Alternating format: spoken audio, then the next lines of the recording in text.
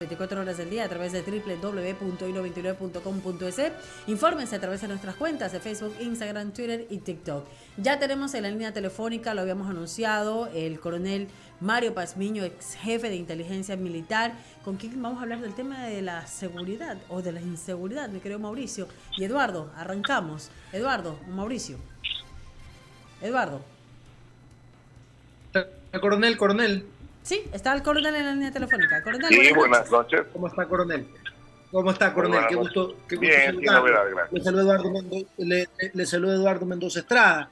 Justamente estamos hablando del tema de la seguridad y sucede pues que hoy el gobierno, y se lo hablaba, está declarando terroristas pues a estos delincuentes. ¿Qué otras acciones se van a comenzar a tomar respecto del tema? ¿Se ha pensado en algún momento en algunas otras medidas? Cuéntenos un poquito. Bueno, primero, estas nuevas medidas que están tomando, pues, nacen directamente del ministro de Gobierno, que había ya hecho un anuncio puntual con relación al tema.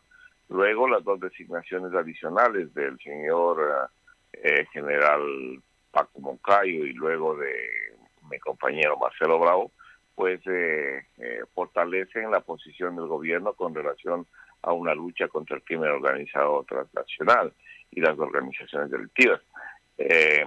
Pero este tipo de acción, pues automáticamente va a facultar a la fuerza pública, en este caso al ejército, a recabar información sobre estas organizaciones que ya la tienen que haber procesado y actuar inmediatamente, porque esta designación de grupos terroristas pues le faculta al ejército ecuatoriano y a sus unidades especiales a la intervención inmediata sobre objetivos ya ubicados.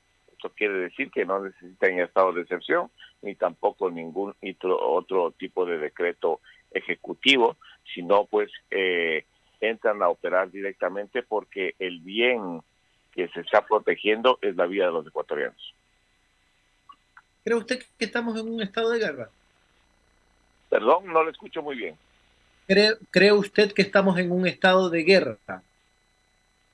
Bueno, yo creo que al momento las situaciones de inseguridad se han proliferado a nivel nacional. Algunos miembros del gobierno han manifestado que es un estado de convulsión total y que eso genera un conflicto interno muy grave. Sin embargo de ello, pues yo creo que todavía hay alternativas viables para fortalecer especialmente la intervención del Estado, no solo incrementando el pie de fuerza, sino más bien orientado a el incremento de acciones en el campo social, en el campo educativo, en el campo de desarrollo comunitario, por citar algunos aspectos. Creo que es necesario y vital recuperar el tejido social que está tan fragmentado y debilitado. Perfecto. Mauricio Casa. Gracias. Coronel, usted se refirió a una de las decisiones y hacía alusión al nombramiento de Paco Moncayo y de Barney Bravo en sus respectivas funciones. ¿Cree usted que esto es suficiente per se o que definitivamente no basta y que pasa por otro lado el tema más allá de nombres, por muy importantes y por muy conocedores que sean en materia de seguridad? El colocar personas muy profesionales, de trayectoria intachable, impecable, no quiere decir que van a solucionar el problema. El problema viene de 3 décadas atrás y es un problema que ha venido madurando durante estas 3 décadas. Por lo tanto, el colocar nuevas personas no es que se va a solucionar el tema. Lo que sí puede ser es que estas personas con un mejor criterio tomen o asesoren para que el decisor político, en este caso el presidente de la República, tome decisiones mucho más acertadas de las que venía tomando. ¿Como cuáles, por ejemplo, según su criterio? ¿Cuáles podrían ser esas decisiones claves que permitan tener una lucha contra la delincuencia más efectiva? Fortalecimiento de frontera norte, blindar frontera norte para evitar el desbordamiento de esas 750 toneladas de cocaína, militarización temporal de puertos y aeropuertos. Esto es vital para evitar la salida de la droga. un cambio de estrategia en lo que respecta a la seguridad interna, cambiar por presencia disuasiva permanente para que la fuerza pública pueda hacer una presencia en territorio mucho más efectiva y eficiente que lo que estamos viendo al momento, patrullajes muy esporádicos que no tienen ningún tipo de efectividad y respuesta. Hay que hacer una reingeniería del sistema de inteligencia, una reingeniería del sistema carcelario, una reingeniería total del sistema de justicia en nuestro país. En sí, hay diferentes áreas en las cuales se tiene que hacer modificaciones para poder enrumbar al país, y con esta nueva metodología que se está tratando de emplear, estrategias ya mucho más contundentes contra el crimen organizado, pues pueda el Estado comenzar a salir adelante. Pero no todas estas dependen del Ejecutivo, las dos primeras y por ahí también la tercera y la cuarta, la que usted nombraba, de pronto sí, pero las demás pertenecen a otras instancias. ¿Qué posibilidades habría, por ejemplo, de repente llegar a acuerdos con Estados Unidos para implementar lo que se dijo hace un tiempo atrás? Se hablaba mucho de un plan similar al Plan Colombia que se ejecutó en el vecino del norte, o de repente de volver a tener acá un destacamento importante como una base aérea o algo similar. ¿Cree usted que esto podría darse también? Bueno, yo creo que la base aérea va a ser bastante difícil porque está por colocarse un radar o una base en frente a Tumaco para controlar todo el tráfico aéreo y el tráfico marítimo. Pero coronel, perdón que lo interrumpa, pero se colocó también radares y los radares fueron destruidos y hasta a la vez se los repone. Sí, pero me refiero, este radar es un radar norteamericano de una base norteamericana, okay, que va a estar colocado frente a Tumaco, territorio colombiano. Okay. Y desde ahí van posiblemente a cubrir todo el espectro de lo que es el territorio ecuatoriano, porque tiene un radar de largo alcance. Entonces, lo que estamos viendo es que la cooperación internacional es vital para la lucha contra el narcotráfico y el crimen organizado. Cada uno de los países individualmente no lo pueden hacer. Es imposible hacerlo. Hay que fusionar diferentes factores. El tema de comunicación, el tema de inteligencia, el tema operativo binacional, por citar algunos aspectos, son vitales para poder conjugar una política pública regional contra el crimen organizado.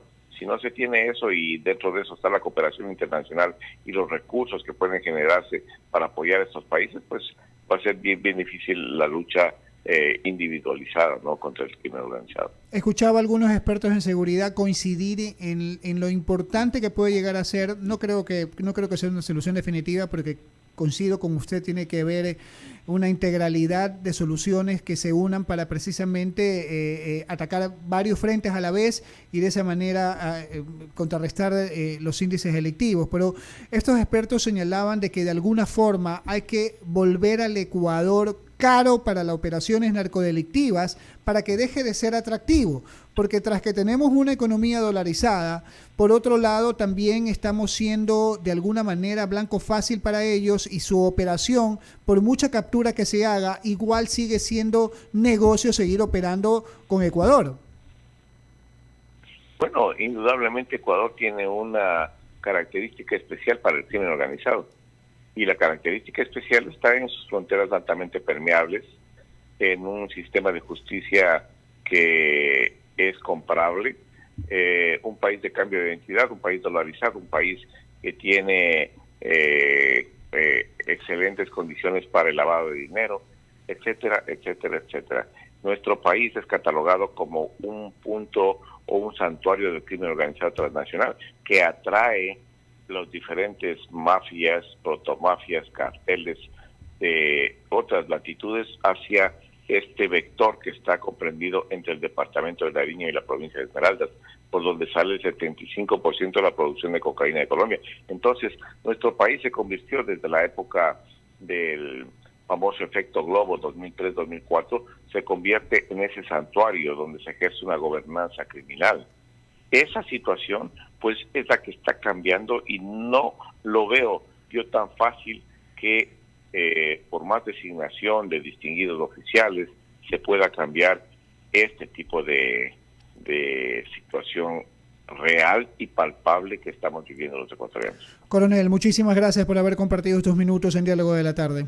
No, gracias a ustedes por la entrevista. Una buena tarde. Un abrazo fuerte para usted. Muchas gracias. Coronel Pazmiño estuvo con nosotros, Mario Pazmiño estuvo con nosotros aquí en Diálogo de la Tarde. Una información para ir cerrando el programa, y es que el riesgo país del Ecuador cayó tras oferta de compra de bonos de Credit Suisse, tras el anuncio de esta institución bancaria crediticia, Credit Suisse, de que comprará bonos de deuda del Ecuador. El riesgo país bajó en 81 puntos y se ubicó en 1840. Sigue estando bastante alto. Este indicador de riesgo país, como les dije, bajó 81 puntos. Desde ayer, que se registró esta cifra. La reducción ocurre luego de que el banco suizo Credit Suisse informara que $800 millones comprará una parte de la deuda externa con ese valor en bonos ecuatorianos. La entidad financiera ofrece comprar los bonos al 53% y 30% de su valor original. Por lo menos ahí quizás es un empujoncito para que el resto de instituciones financieras en el mundo entero, las más